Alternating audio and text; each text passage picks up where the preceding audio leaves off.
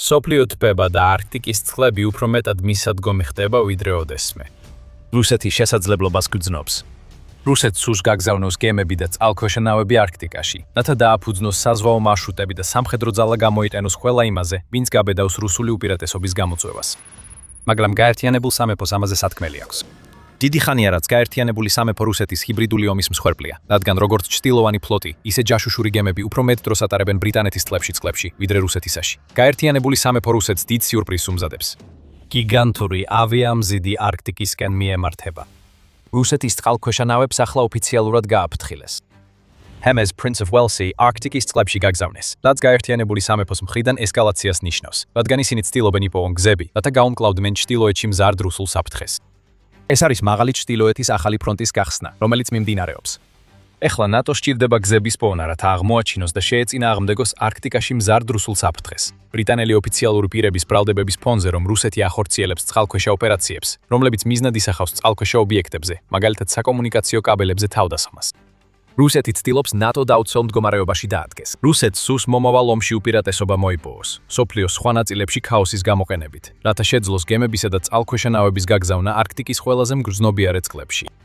HMS Prince of Walesის წყალობით გაერთიანებული სამეფო პუტინის ამბიციებისთვის ბარიერად იქცევა.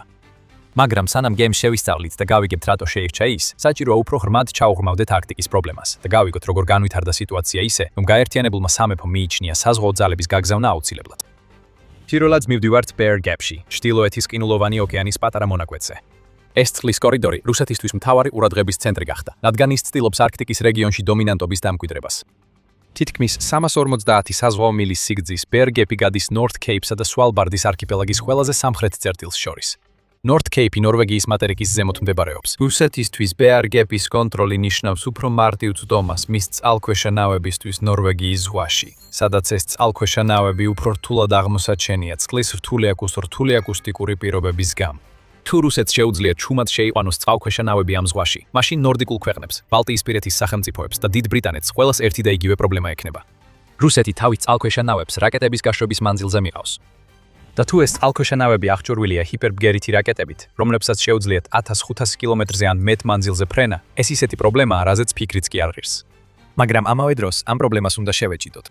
Bear Gap-ი მხოლოდ სიმპტომია, ბევრად უფრო ფართო პრობლემისა, რომელსაც ევროპულმა ნატომ უნდა შეეჭიდოს. არქტიკა მთლიანობაში სწრაფად იქცა ერთ-ერთ ყველაზე სადაო რეგიონად მსოფლიოში, რადგან დნობის შედეგად იხსნება საზღვაო მარშრუტები და ჩნდება სამხედრო ძალების ჩრდილოეთის წყლებში განთავსების შესაძლებლობები. რუსეთს, აშშ-ს, კანადას, ნორვეგიას, ისლანდიას, დიას და დანიას ყველას აქვს ინტერესები არქტიკაში, რადგან მათი ტერიტორიები არქტიკის ოკეანეს ესაზღვრება. და რუსეთისთვის არქტიკის ოკეანე პუტინის მომავალი გეგმების გასაღებია. წლების განმავლობაში რუსეთი არქტიკის ბაზებს აღადგენს და თავის ჩრდილოეთის ფლოტს აძლიერებს. ნატო ცდილობდა შესაბამისი პასუხი გაეცა, ხოლო დიდი ბრიტანეთი ამაში მთავარ როლს ასრულებდა. შეიძლება არქტიკის საზღვაო მარშრუტებში პირდაპირ ინტერესი არ ჰქონდეს, მაგრამ დიდი ბრიტანეთი საფრთხის ქვეშ აღმოჩნდება თუ რუსეთი Bear Gap-ს გააკონტროლებს. ეს ერთ-ერთი მიზეზია, რატომაც დიდი ბრიტანეთის ყველაზე დიდი ავიამზიდი ჩრდილოეთის წყლებში განალაგეს. ეს ასევე ფაქტორია იმაში, რომ დიდმა ბრიტანეთმა ნორვეგიაში განთავსებული ჯარისკაცების რაოდენობის 2019 წლამდე გაორმაგება გადაწყვიტა. რუსეთი არქტიკაში საფრთხეს წარმოადგენს. დიდი ბრიტანეთი და ევროპაში ნატოს ქვეყნები ამ საფრთხეს ძალიან სერიოზულად ეკიდებიან. ალბათ ნორვეგიის თავდაცვის მინისტრმა Thor Sandvikმა ივნისში ყველაზე კარგად თქვა: ეს დიდი ბრიტანეთის სამშობლოს დიმშობლოს დაცვა. თუ პუტინი სკანდინავიის ჩრდილოეთ ნაწილს აიღებს კონტროლქვეშ, თუ მას შეუძლია Bear Gap-ის კონტროლი, ეს პირდაპირ საფრთხეა დიდი ბრიტანეთისთვის. დიპლომატია ამ სიტუაციაში არ იმუშავებს. რუსეთი არქტიკის რეგიონს და განსაკუთრებით ჩრდილოეთის საზღვაო მარშრუტს, ანუ NSR-ს, რომელიც ყინულის დნობის შედეგად იხსნება, თავის მომავალ ეკონომიკურ განვითარებაში ცენტრალურ ადგილს ანიჭებს. Taylor and Francis იხსნის, რატო? NSR-ით ტვირთის გადაზიდვის შესაძლებლობის გარდა, რუსეთი ხედავს, რას თავაზობს არქტიკა რეალურად.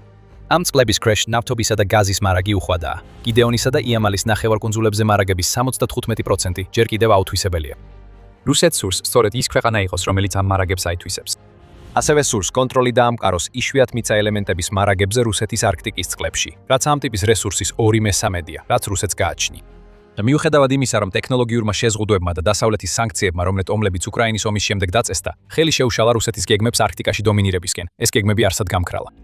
რუსეთი ელოდება, დროს ითვლის, სანამ დადგება პერიოდი, როცა შეძლებს ამ წყლებზე კონტროლის დამყარებას, რაც თავის მხრივ საშუალებას მისცემს ჩრდილოეთ ევროპასა და გაერთიანებულ სამეფოს უფრო დიდი საფრთხე შეუქმნას, ვიდრე ოდესმე.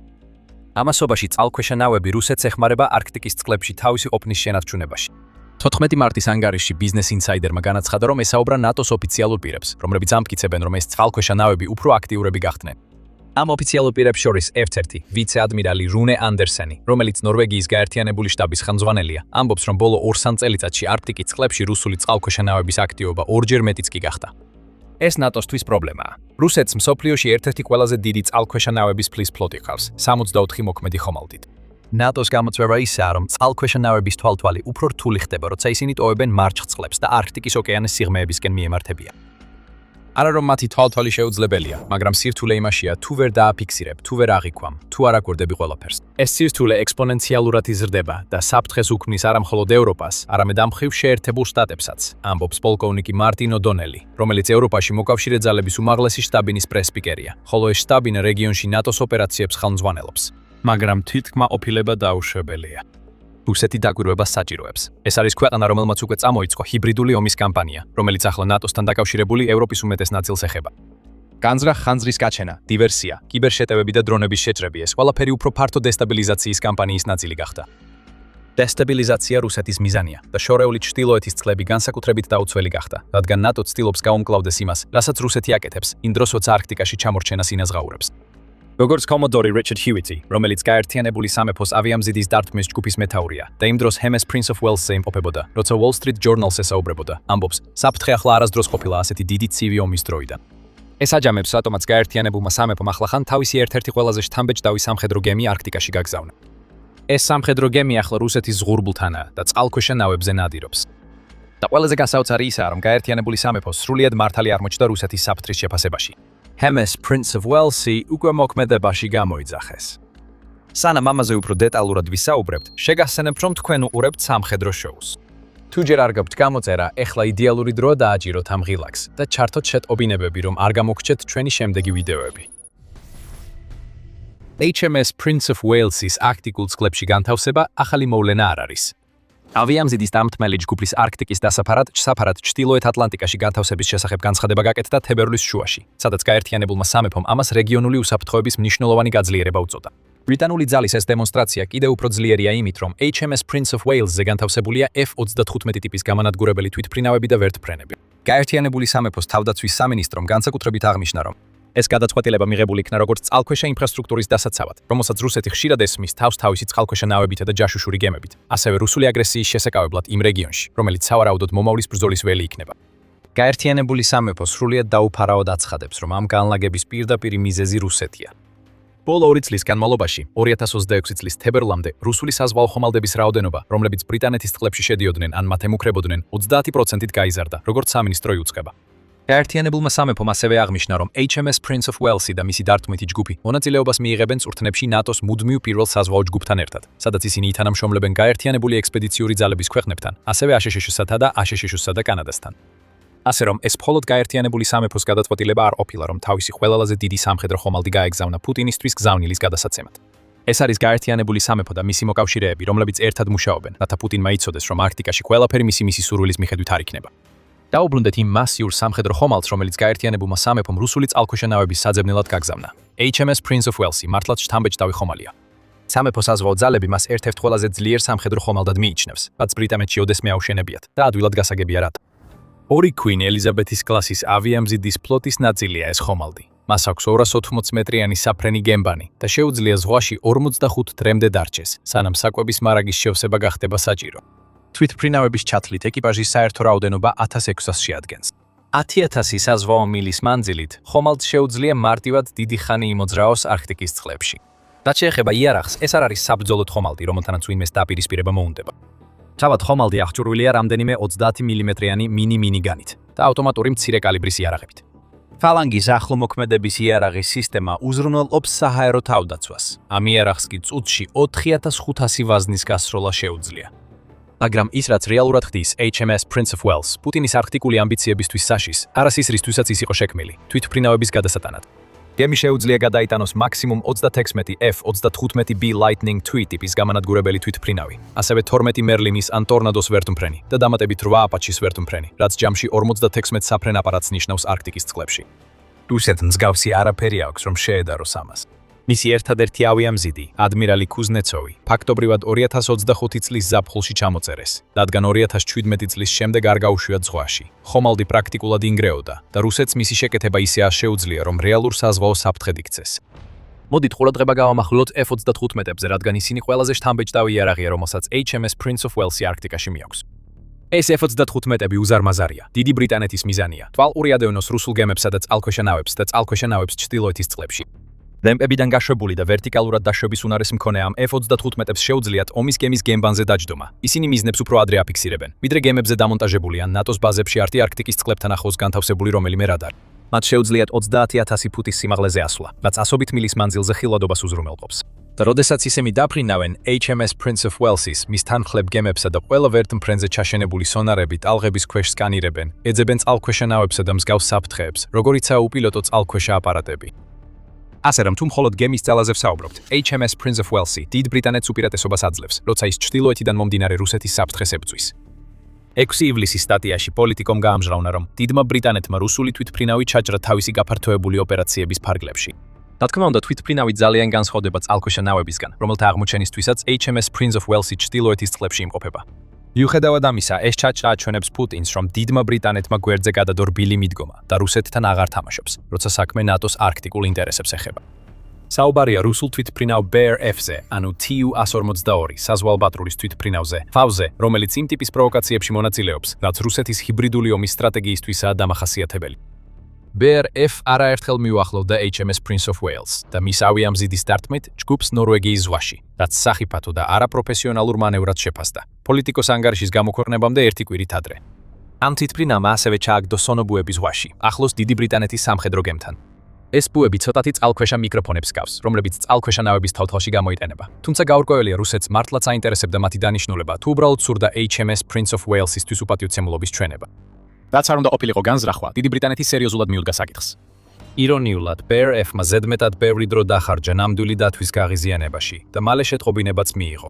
F-35-ებმა 2 ივლისს აფრინდნენ HMS Prince of Wales-იდან და რუსეთის თვითმფრინავი შეაჩერეს. თავაზიანად გააცილეს იგი ბრიტანული სამხედრო გემიდან შორს.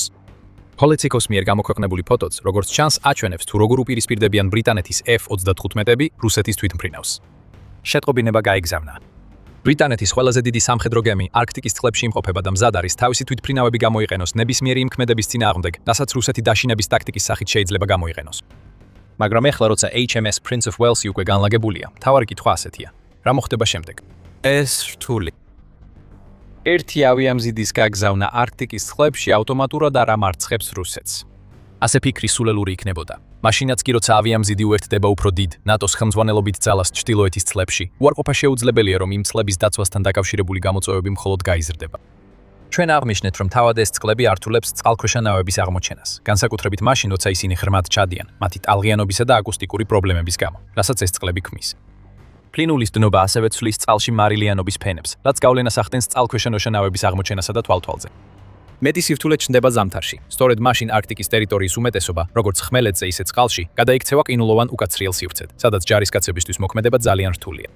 HMS Prince of Wales-ი ეხმარება ამ სირთულეების გადალახვაში, რადგან ის ჯარისკაცებისთვის, რომლებიც თბილ თვეებს ხმელეთზე ატარებენ, ერთგვარ მოძრავ ბაზას წარმოადგენს. განსაკუთრებით დიდი ბრიტანეთი დგას იმ გამოწვევის წინაშე, რომ აღარ არის ის საზღვაო სახელმწიფო, რითაც ყოველთვის იყო ცნობილი. თუმცა როგორც Wall Street Journal-ი არნიშნავს, ეს ნამდვილად არ არის უმნიშვნელო მოთამაშე, არც ერთი თვალსაზრისით. დიდი ბრიტანეთის საზღვაო ფლოტი შემცირდა ცივი ომის დროიდან, რადგან ახლა მას მხოლოდ 2 ავიამზიდი, 13 ფრეგატი და გამანადგურებელი ჰყავს, რომელთაგან მხოლოდ 5 არის მოქმედი ნებისმიერ დროს და ასევე 10 საკუთარი წყალქვეშა ნავი.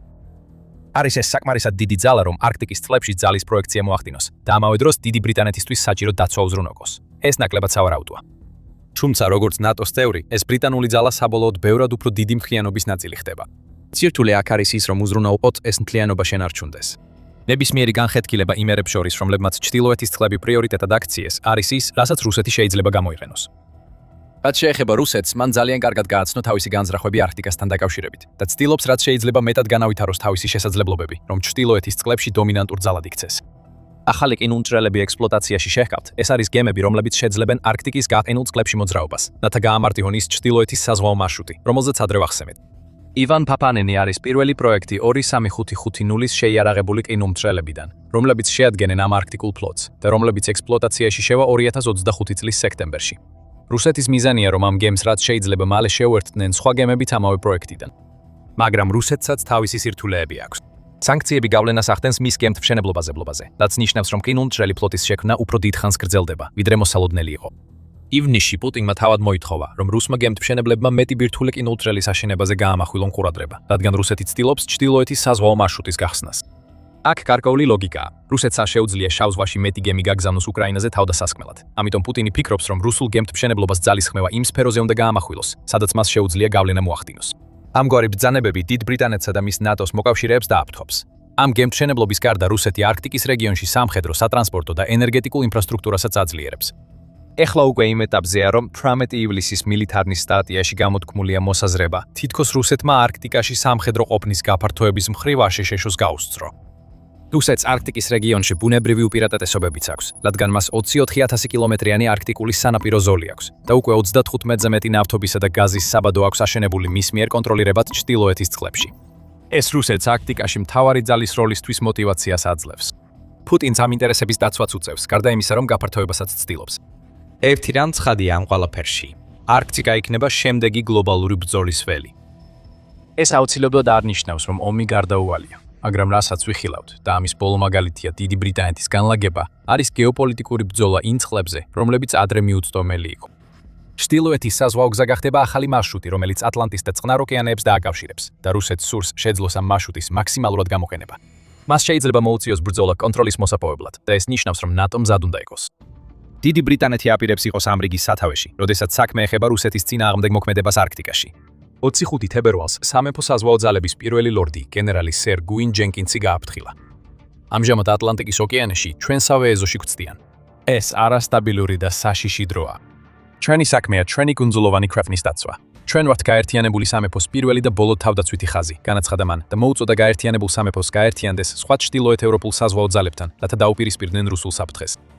სუბმარინების ფრონტზე გაერთიანებულ სამეფოს მოუწია რუსული სუბმარინების სამეულთან გამკლავება, რომლებიც საიდუმლო ოპერაციას ატარებენ მილსადენებსა და კაბელებზე გაერთიანებული სამეფოს ჩრდილოეთ წყლებში, ასე რომ საფრთხე ნამდვილად არსებობს. აღარ არის დრო ლოდინისთვის. გაერთიანებულმა სამეფომ და მისმა მოკავშირეებმა აღარ უნდა დააყოვნონ, რადგან რუსეთი უკვე იღებს ზომებს მაღალ ჩრდილოეთში დომინირების დასამყარებლად. HMS Prince of Wales-ის განთავსება არის გაერთიანებული სამეფოს პასუხი ამ ნაბიჯებზე.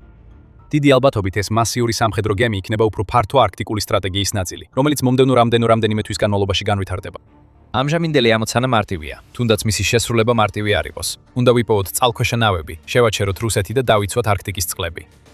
მაგრამ როცა ნატო ახალ ნაბიჯებს დგამს ამ ყინულოვან წყლებში, ასევე უზრუნველყოფს, რომ პუტინმა იცოდეს, მზად იქნება ყველაფრისთვის, რასაც ის ევროპაში გააკეთებს. მატერიკზე ნატო ემზადება ომისთვის, რომლის მოსვლაც არ სურს, მაგრამ რომელიც სულ უფრო გარდაუვალი ჩანს. აღმოსავლეთის ფლანგის ტერენსის ინიციატივა ამოქმედებულია და მისი ნაწილი იქნება ხელოვნური ინტელექტით მართვადი დრონების საბრძოლო ქსელი. გაიგეთ მეტი ჩვენი ვიდეოს ყურებით. თუ მოგეწონათ ეს ვიდეო, გამოიწერეთ არხი და დააჭირეთ შეტყობინებების ზარის ღილაკს, რომ ნახოთ ჩვენი ანალიზი რუსეთისა და ნატოს ბოლო ნაბიჯებზე და როგორც ყოველთვის, მადლობა გიხდით ხოლმე ყურებისთვის.